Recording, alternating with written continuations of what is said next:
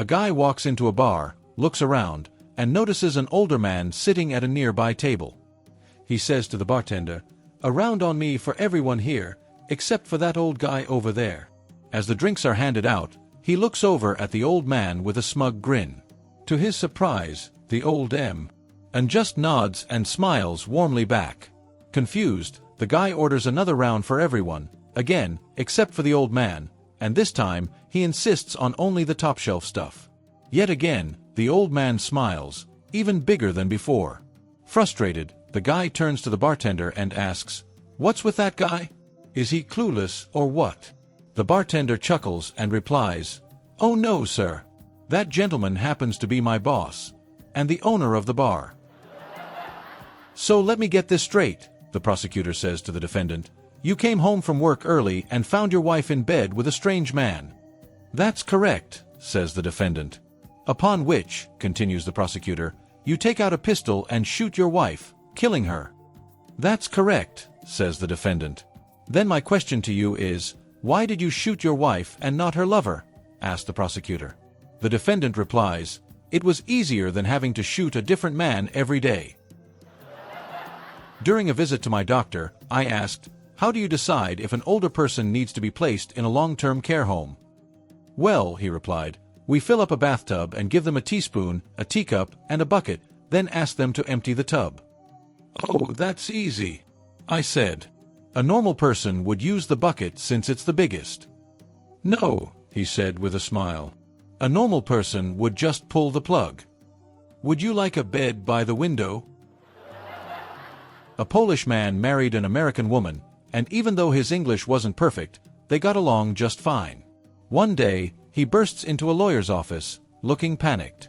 "Man, I need divorce. Please help." Lawyer, "A divorce? Well, that depends on your situation. Do you have any grounds?" Man, Yes. 1 acre and nice little house." Lawyer, "No, I mean, what's the foundation of your case?" Man, "Oh, made of concrete." Lawyer, "Size, sir, do you and your wife have a grudge?" Man, "No need.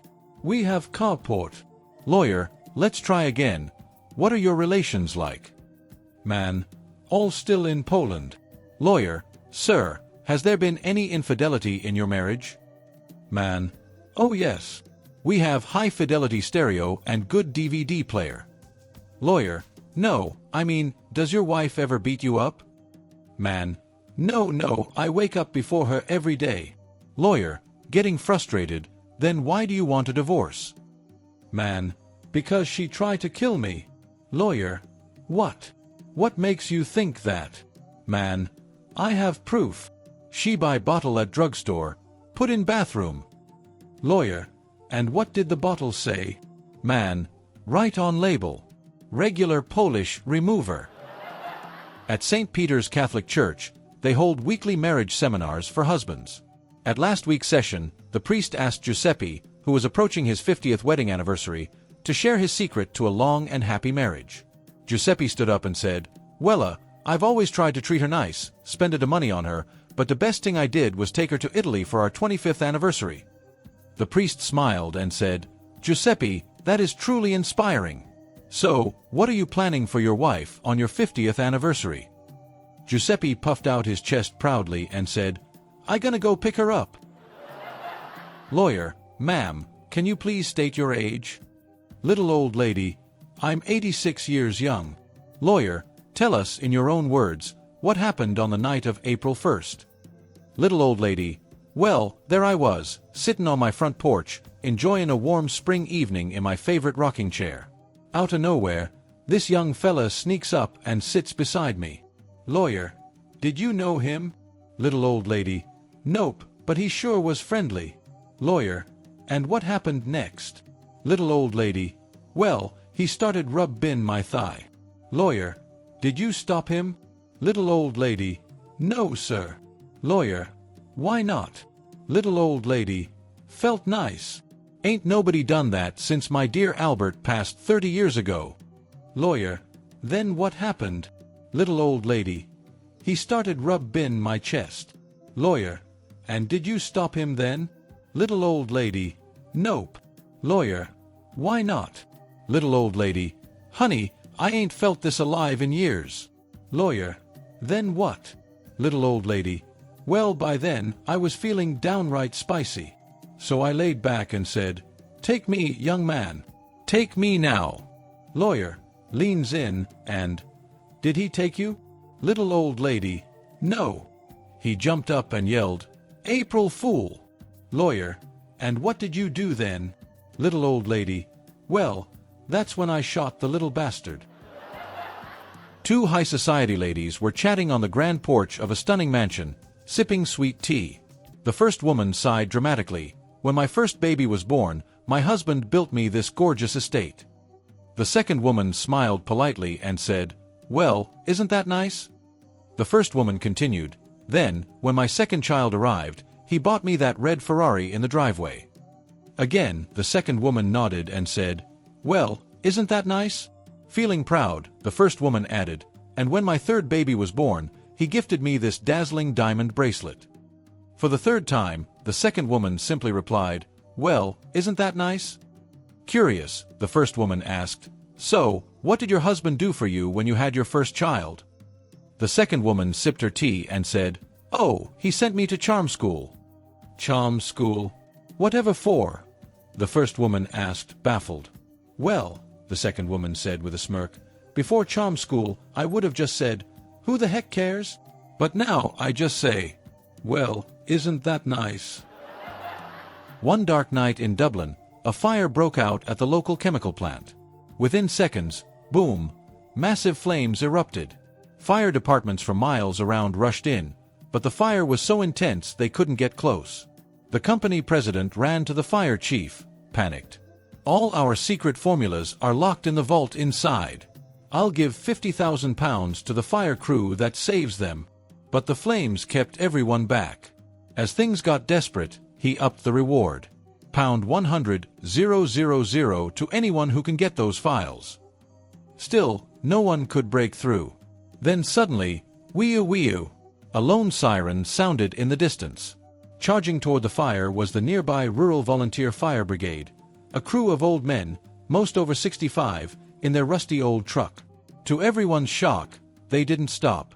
They didn't slow down. They drove straight into the inferno. The crowd gasped as the old-timers leaped out and attacked the flames like warriors. Within minutes, the fire was out, and the secret formulas were saved. The company president was in awe. For such a heroic effort, I'm doubling the reward, £200,000. A TV reporter rushed over and asked the fire chief, Paddy, a tough 70-year-old legend, What will you do with all that money? Paddy wiped the sweat off his brow and said, Well, first thing we're gonna do is fix the brakes on that bloody fire truck. Two women were playing a round of golf when one of them teed off. To her dismay, the ball veered off course and flew straight toward a group of men playing on the next hole.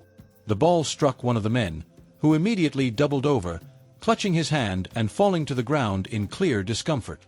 Alarmed, the woman ran over, full of concern. I'm so sorry. Please let me help.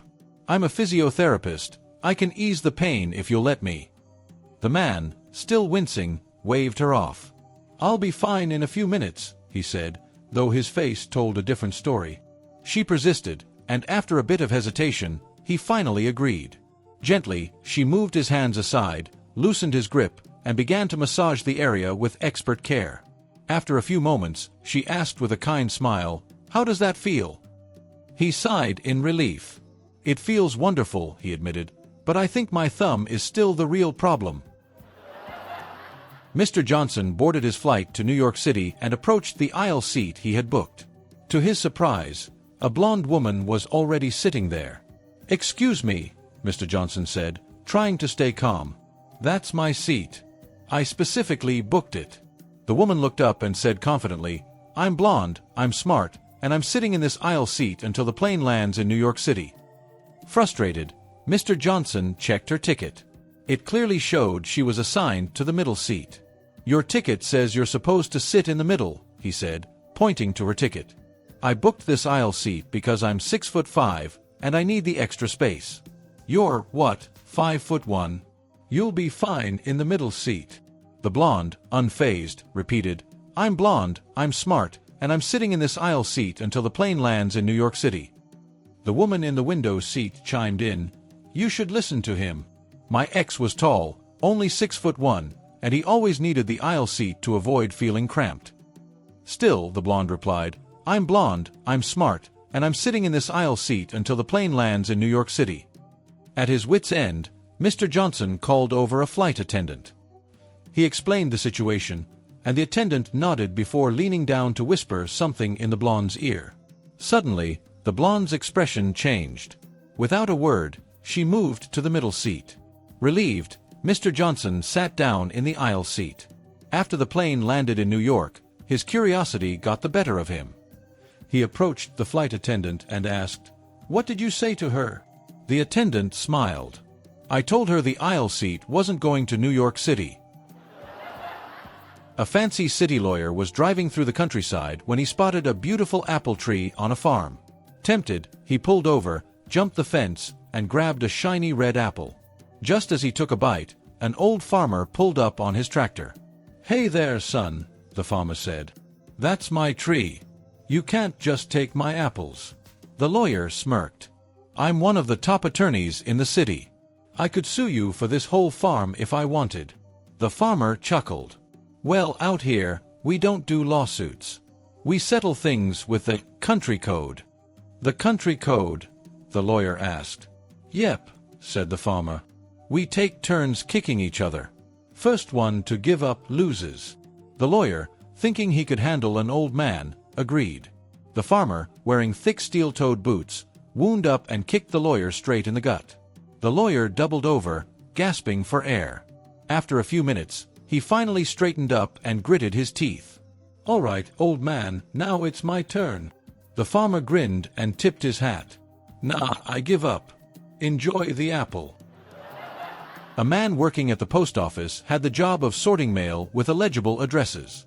One day, he came across a letter with shaky handwriting addressed simply to God. No address, no return info. Curious, he opened it. Inside, he found a heartfelt message from an 83-year-old widow named Edna. Dear God, I live on a small pension, and yesterday, someone stole my purse. It had $100 in it, the only money I had until my next check. This Sunday is Christmas, and I had planned to make dinner for 2 dear friends. Now, I have nothing to buy food with. I have no family to turn to. You are my only hope. Please help me. Sincerely, Edna. The postal worker was touched. He showed the letter to his colleagues, and one by one, they all pitched in.